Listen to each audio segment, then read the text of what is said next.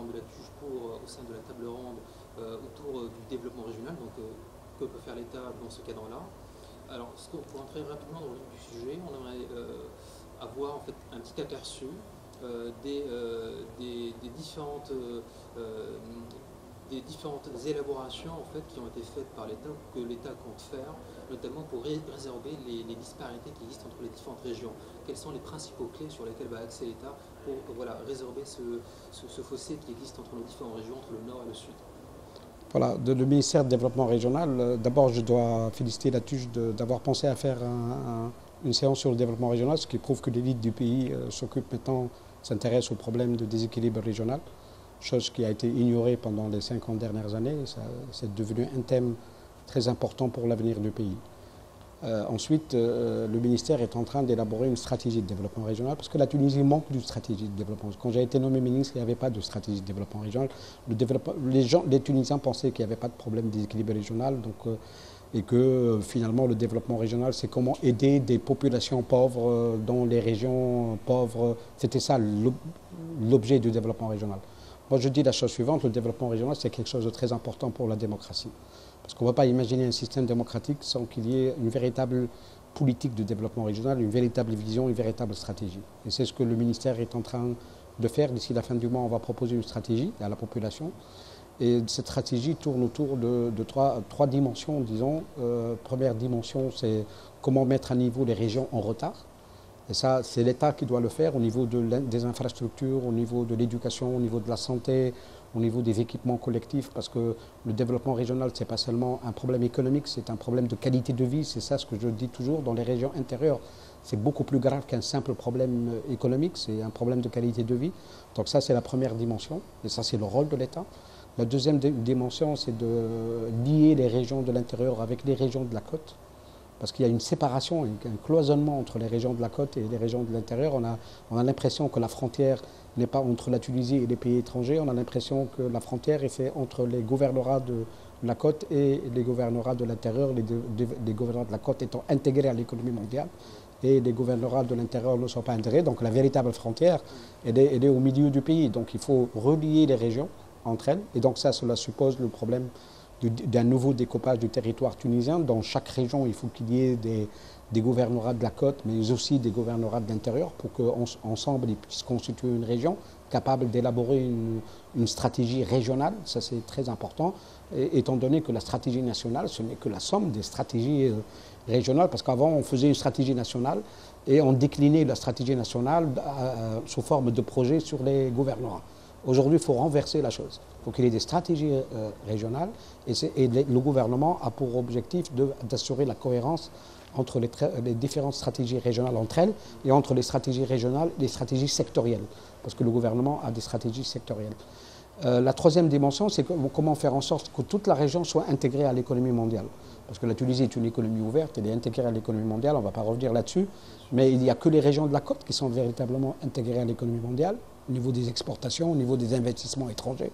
Donc il faut absolument relier toutes les régions à l'économie mondiale, il faut que les investissements directs étrangers, il faut qu'il y ait une certaine attractivité des régions intérieures pour pouvoir attirer les investissements aussi bien nationaux qu'étrangers. Voilà les trois dimensions.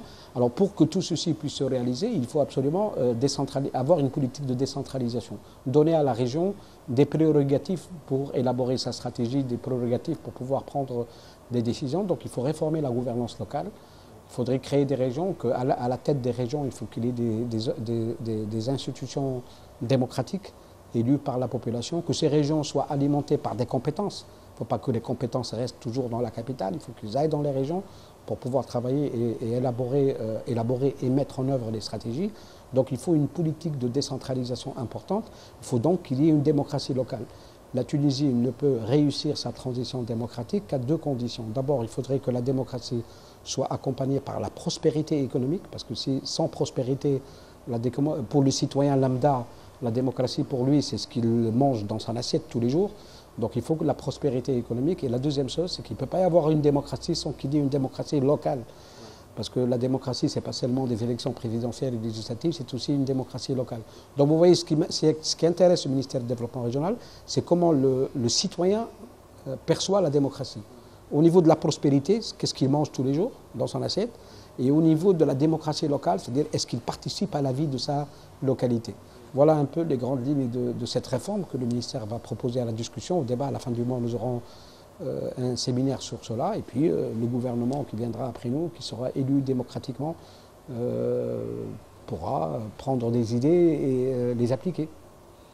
Donc là, on vient de lister l'ensemble des axes sur lesquels on peut opérer pour améliorer tout ce qui est développement régional. Mais peut-être si on mettait le doigt sur une problématique qui est assez importante en Tunisie, c'est qu'en Tunisie, c'est à peu près, peut-être c'est un peu péjoratif ou exagéré, mais c'est peut-être la France des années 50-60 sous De Gaulle, où l'État est très centralisé, où il n'y a pas de décentralisation. Peut-être que l'avenir de la Tunisie, ce serait de faire un État décentralisé à la manière des Länders allemands ou à la manière de l'État fédéral suisse ou autre. Non, moi je suis contre le fédéralisme pour la Tunisie, parce qu'il ne faut pas oublier une chose, c'est que la Tunisie c'est un petit pays, et on a une population homogène. Le fédéralisme, les Länder, ce qui se passe en Belgique, ce qui se passe dans d'autres pays, c'est quand vous avez une population très hétérogène, qui ont une histoire différente. En Tunisie, nous avons une population, 10 millions d'habitants, c'est tout. Vous imaginez, c'est un Länder. La Tunisie, c'est un Länder. C'est 10 millions d'habitants. C'est tous des Arabes, musulmans, sunnites, malikites. Donc on n'a aucune différence de langue, on n'a aucune différence de religion. On a la même histoire. Les 3000 ans d'histoire de la Tunisie a concerné tous les Tunisiens. Donc il n'y a pas de différence. C'est une population homogène. Et donc pour moi, il faut qu'il y ait une décentralisation sans qu'il y ait nécessairement fédéralisme. Une décentralisation. La Pologne, qui est un pays de 38 millions d'habitants et qui est un pays beaucoup plus grand, ils ont réussi une politique de décentralisation sans pour autant aller vers le fédéralisme. Je pense que l'échelle de la Tunisie, c'est de rester un pays uni, unitaire, avec le même gouvernement, avec les mêmes, et qu'il y ait une décentralisation effective. Je crois que la décentralisation est suffisante pour permettre à la Tunisie de se développer. C'est mon point de vue personnel. Hein. Bon. D'autres peuvent avoir des points de vue différents. Oui, bien sûr. Alors, je perds un peu mon raisonnement. J'étais en train de me concentrer sur une question. C'était, voilà, l'État tunisien ne peut pas, lui tout seul, prendre en charge l'ensemble des régions du pays. Donc, il ne peut pas, à lui tout seul, uniquement les financements d'État, pouvoir rendre prospère chaque région.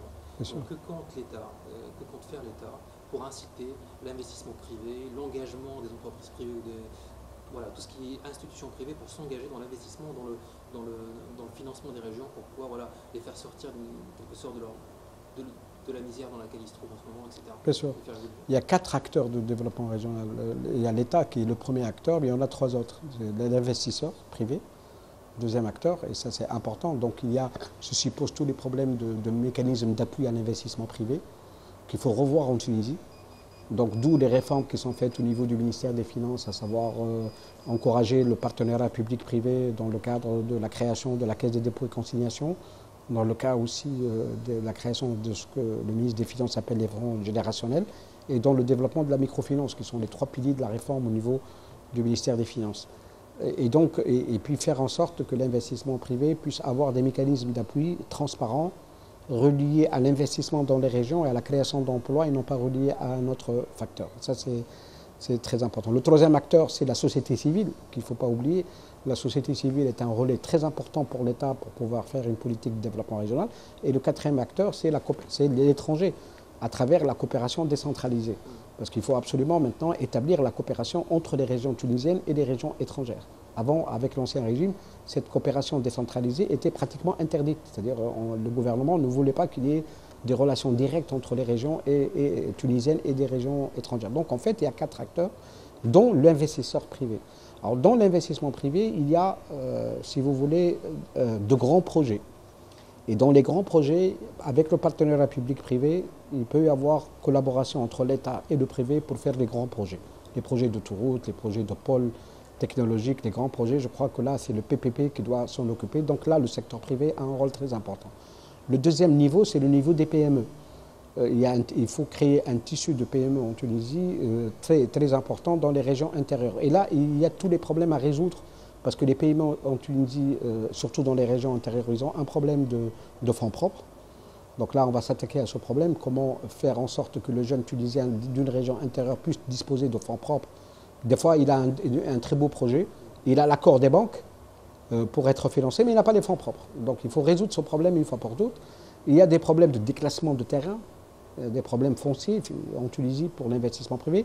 Donc il y a tous ces problèmes, on est en train de voir un peu comment peut-on... et puis il faut revoir le code des incitations aux investissements. Il faut que le code des incitations aux investissements puisse être revu dans le sens d'un encouragement encore plus important pour les régions de l'intérieur. Et le troisième niveau, c'est les micro-projets, la microfinance. Et là aussi, on pense qu'en Tunisie, il y a un terrain très favorable au développement de la microfinance. Voilà, la microfinance, l'entrepreneuriat social. Voilà, l'entrepreneuriat social, ça, le rôle des associations aussi, là, société civile est un rôle très important. Monsieur le ministre, si on devait terminer par une dernière question, parce que là on parle de projets relativement macroéconomiques, etc., qui sont relativement importants. Si vous deviez lancer un message aux citoyens lambda, comment un citoyen, un individu, peut opérer dans sa région pour la faire prospérer? Comment à son niveau, en tant que citoyen, un simple citoyen, comment il peut aider pour l'amélioration du niveau de vie dans sa région? Comment il peut agir à son niveau? D'abord, un citoyen doit aimer sa région. Et aimer sa région, ça ne veut pas dire être régionaliste. Moi, j'aime ma région, mais j'aime ma région dans mon pays. Et le pays est intégré au monde. Donc il faut aimer sa région et il ne faut pas aussi faire des raisonnements régionalistes. Parce qu'il y a eu un regain un peu de revendications. Pourquoi vous faites tel projet dans telle délégation? Pourquoi vous ne le faites pas dans l'autre délégation? On a eu tous ces problèmes. Ça, c'est la première chose. La deuxième chose, il faut que l'État puisse participer à l'élection, à choisir ceux qui vont diriger la région. Pour un citoyen lambda, le chef de la région, pour lui, c'est beaucoup plus important que le président de la République. En fait, parce que c'est celui qui va gérer ses affaires courantes de tous les jours. Le président de la République, il est à Tunis, il est très loin. Donc je crois qu'il faut absolument qu'il y ait une participation citoyenne aux élections locales. Il faut qu'il y ait des élections locales et il faut que les citoyens soient concernés. Troisièmement, il faut que le citoyen assure son rôle de contrôleur de ce qui se passe. C'est-à-dire il faut absolument qu'il y ait, c'est une des conditions de la bonne gouvernance, il faut absolument qu'il y ait du voice, ce qu'on appelle voice, c'est-à-dire il faut que le citoyen s'intéresse à ce qui se passe dans sa localité, critique, fait contrôle, il demande aux responsables de rendre compte, il faut de la comptabilité pour tous les responsables et les citoyens, là, il faut qu'ils jouent un rôle très important. Donc vous voyez qu'il a un rôle très important, le citoyen, parce que sans lui, rien ne sera fait de façon efficace. Voilà. Eh bien, sur ce, je vous remercie. Merci à vous. De votre présence. Merci à vous.